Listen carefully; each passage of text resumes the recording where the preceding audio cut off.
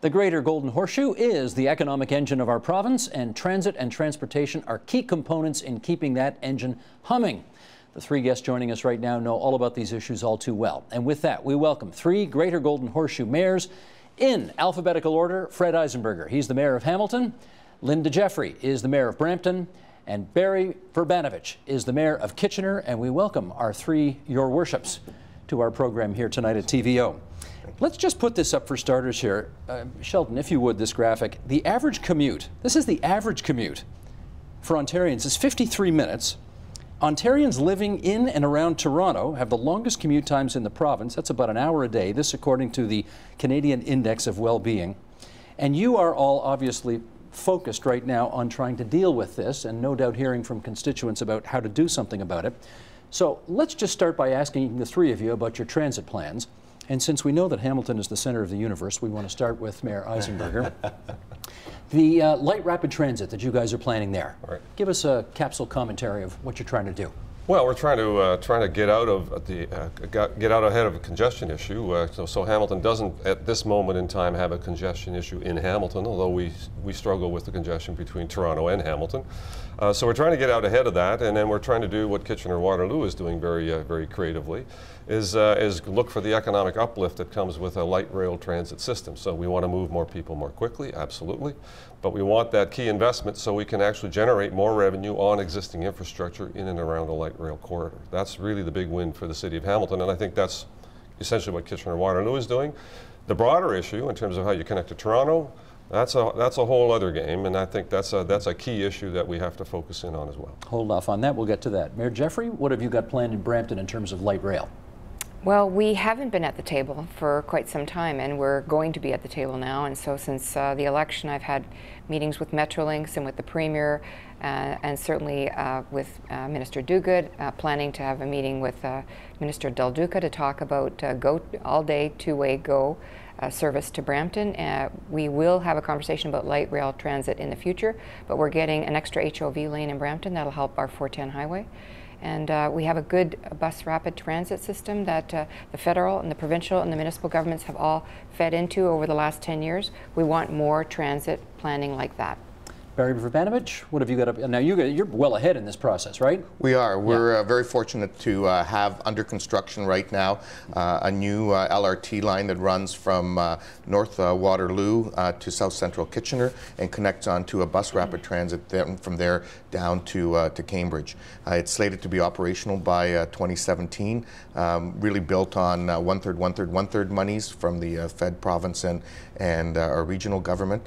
And now exploring ways to link that into the regional GO transit from Toronto to here, and something we can talk about later on in the show. Well, let's follow the money, as Bob Woodward and Carl Bernstein used to say, because you know, this is a provincial program, and we can't assume that everybody all over the place knows the process that you've been going through in order to get this through. But you've had referendums, you've had elections about this, and give us some of the history of how you got to where you are right now. Sure. So it's certainly been no referendums, but certainly have had several elections. Wasn't there supposed to be a referendum about it? No. There's been talk of some people who advocated for one, okay. But at the end of the day, regional council made the decision. It was really over a decade in the works, and very much aligned with the province's smart growth strategy, recognizing that our area is destined to go from 550,000 to 750,000 by 2031.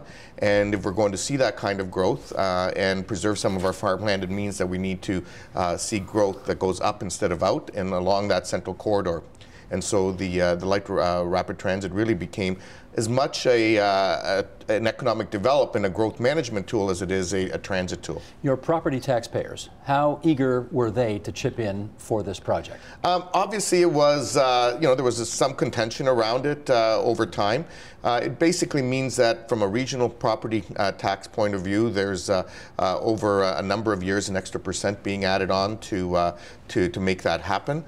But the reality is, the longer the discussion went on, people came to understand that this really is the way of the future.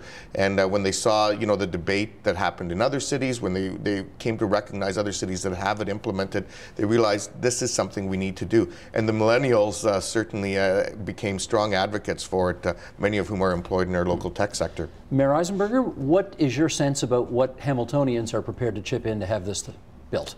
Well, they're not, and that's been part of the debate. So we're part of the Metrolinx funding pool. In a previous term of mayor, I was pleased to be on Metrolinx, and we created the big move, which is the 25-year plan. And in that, LRT for Hamilton was in the first 15-year time frame, and then the other line, which is the A line, was in the 25-year time frame.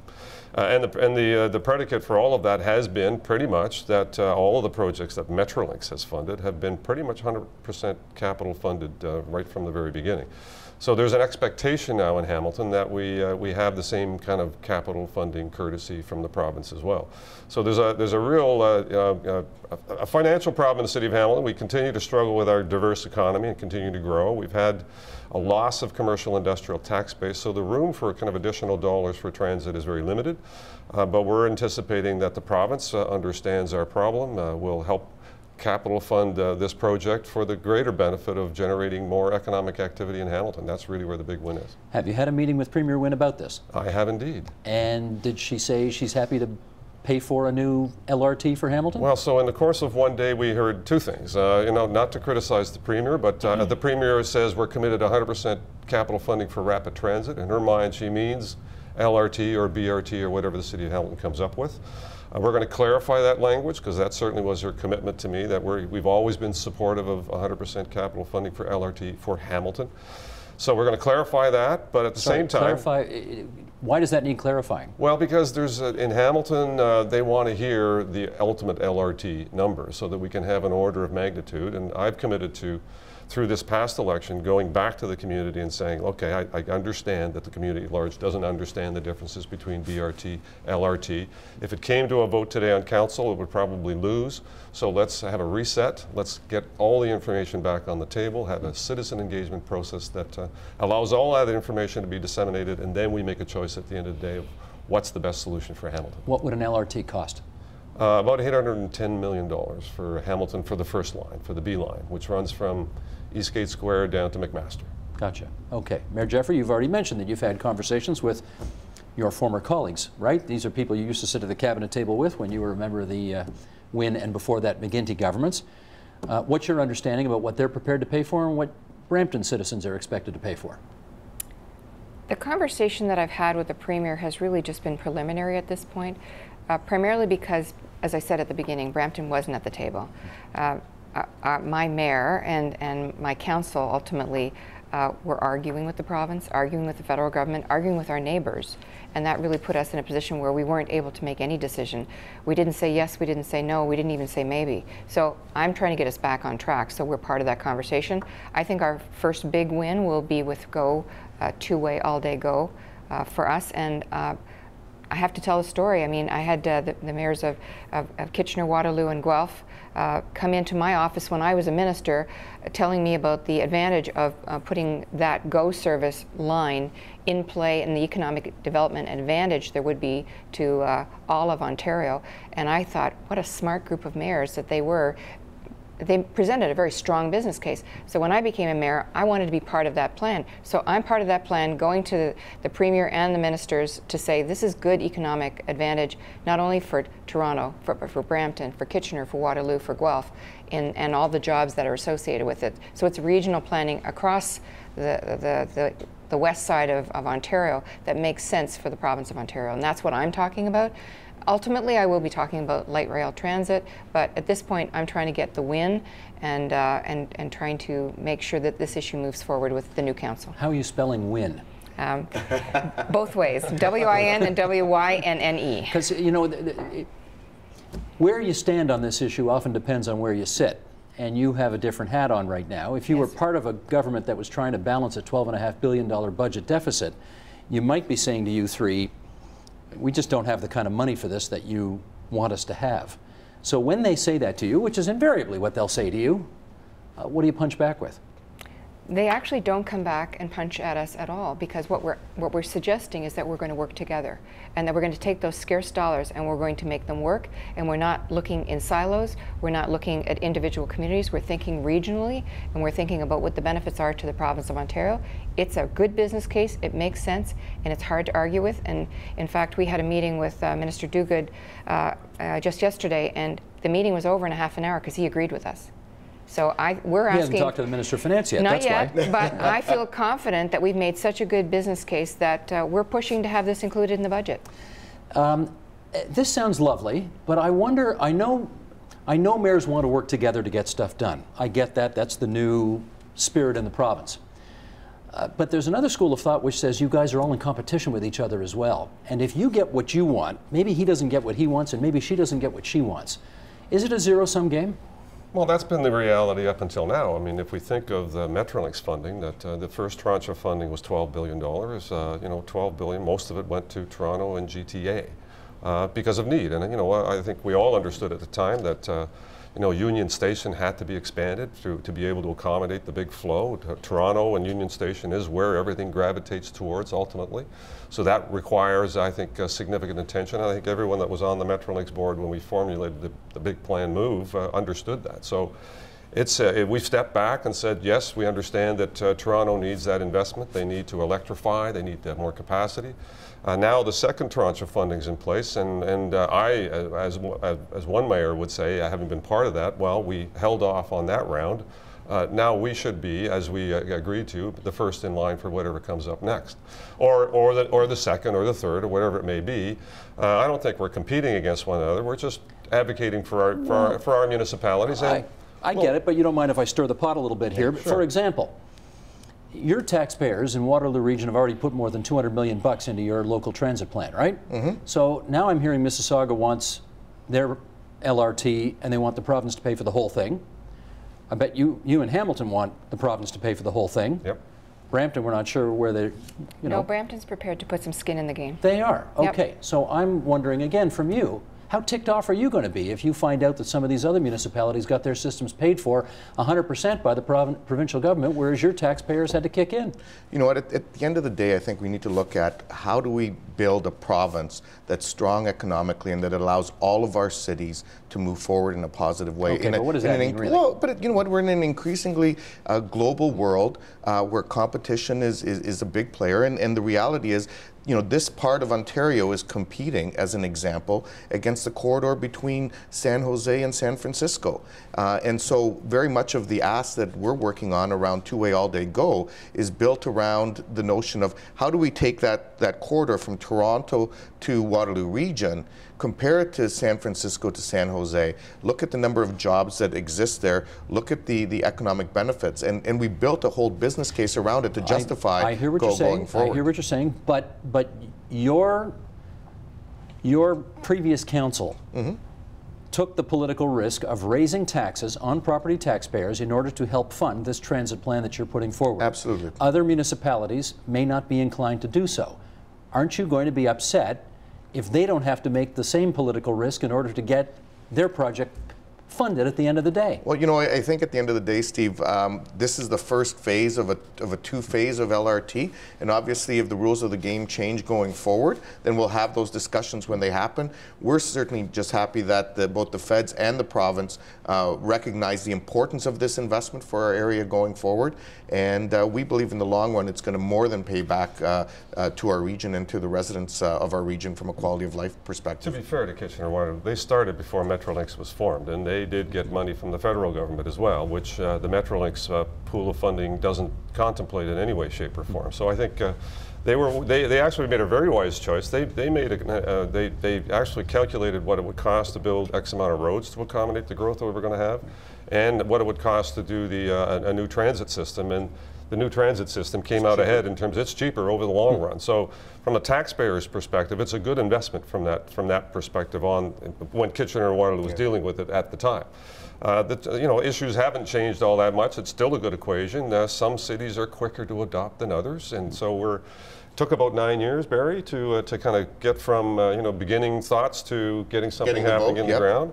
Hamilton's at about 6 or 7 years now that we've been dealing with it. It takes, these are difficult projects, hard to do, costly, and they are upsetting when you're in the process of building it, because there's that whole issue of you know, business and how are they going to be harmed and how is that going to affect the kind of the short term that or the 4 or 5 years that it takes to actually complete a project. So well, one of the key, yeah, sure. One of the key issues, Mayor Jeffrey, is how do you know whether most of your citizens actually want this done?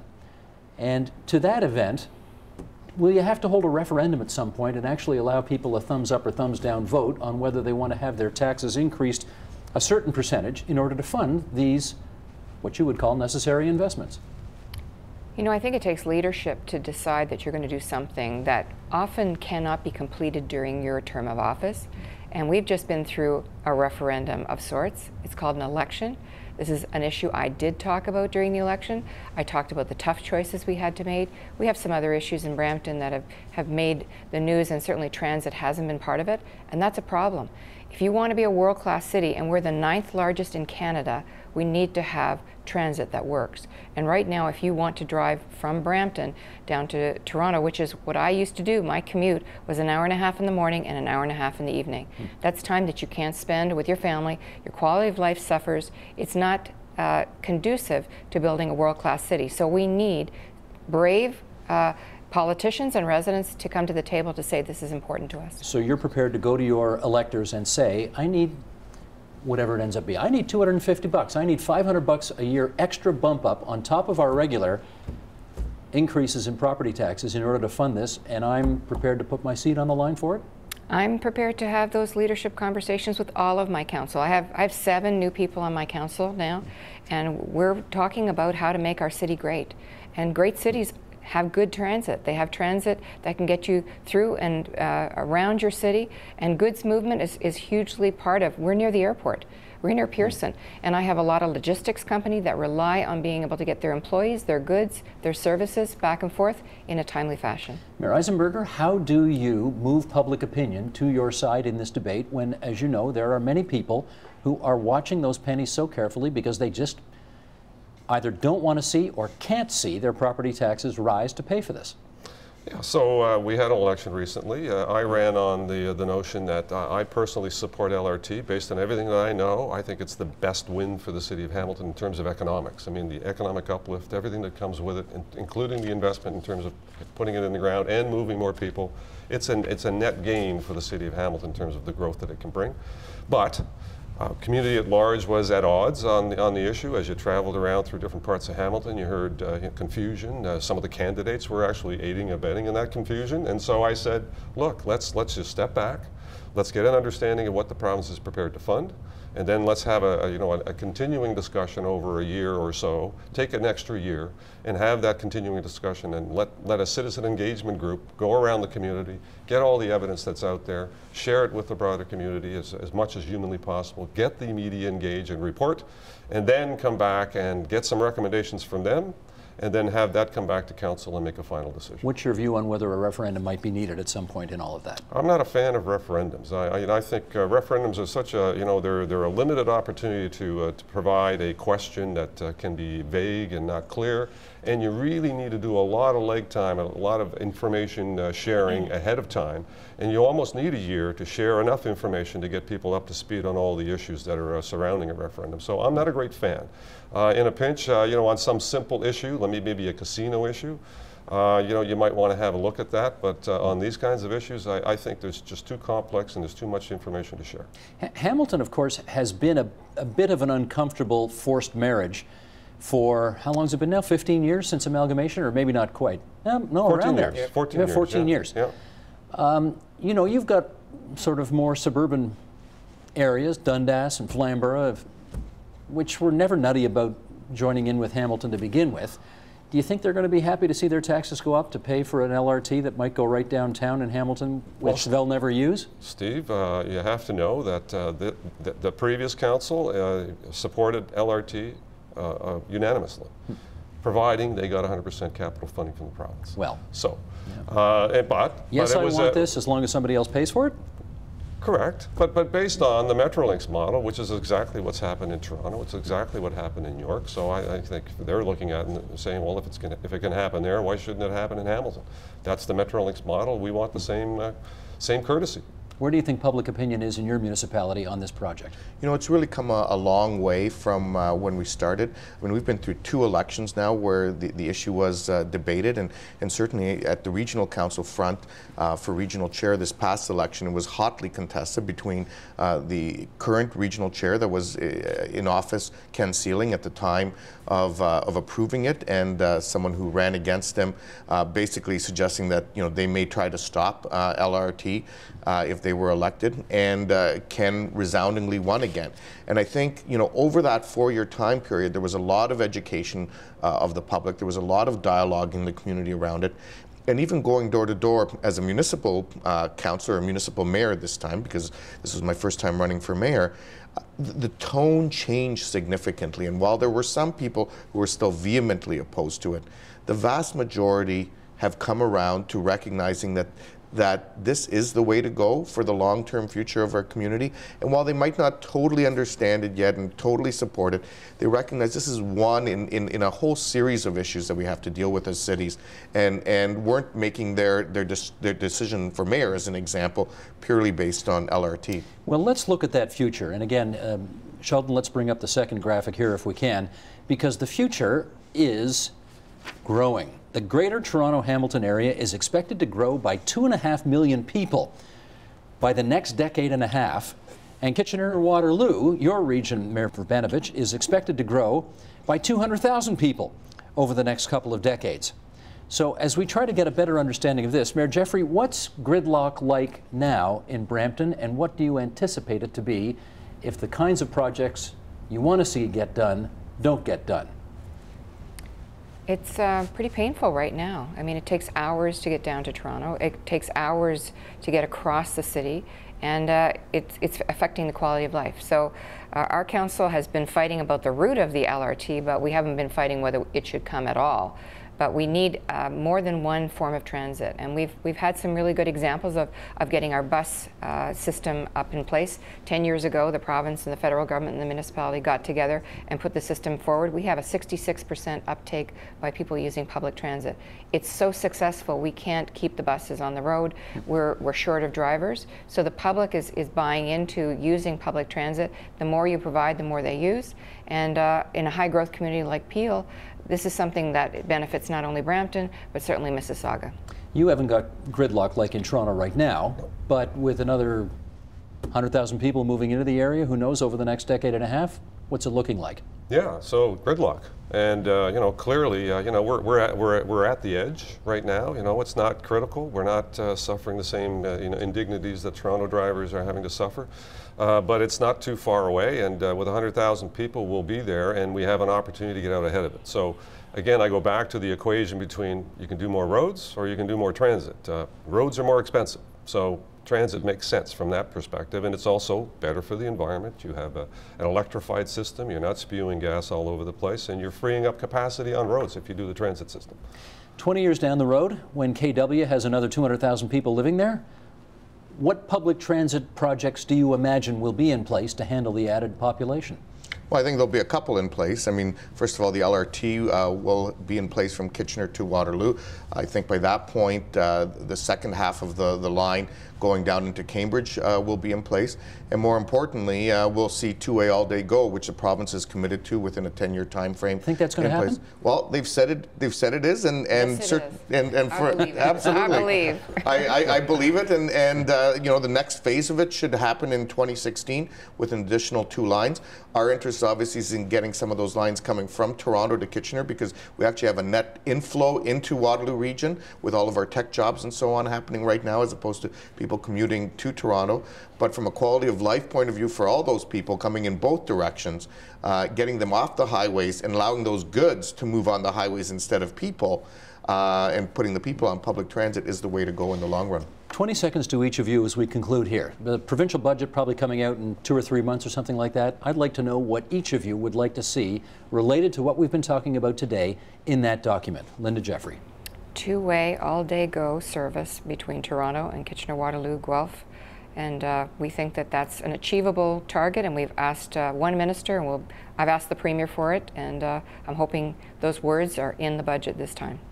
Mayor Eisenberger. So all-day GO service to Hamilton, we've been waiting about 20 years for that as well ourselves. So we expect that there'll be some indication as to when that's happened. It's a line capacity issue in Hamilton, not necessarily a funding issue. I think we're building a station at the old CN station.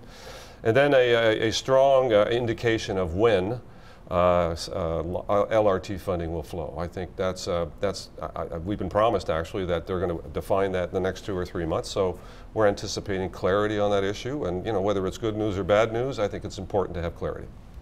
Two-way all-day GO with 2 lines coming, or 2 runs coming from Toronto in the morning to Kitchener-Waterloo, and seeing them continue forward with their high-speed rail EA for the long-term future of our province. So do you all also agree that if those things are not in the budget, we should throw the Liberals out?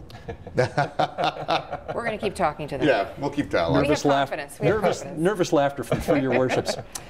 Good to have all of you in today. Fred Eisenberger is the Mayor of Hamilton, Linda Jeffrey is the Mayor of Brampton, and Barry Verbanovich is the Mayor of Kitchener. It's good of all of you to join us at TVO tonight. Thanks so much. Thank you. Our pleasure. Thank you. Support Ontario's public television. Donate at tvo.org.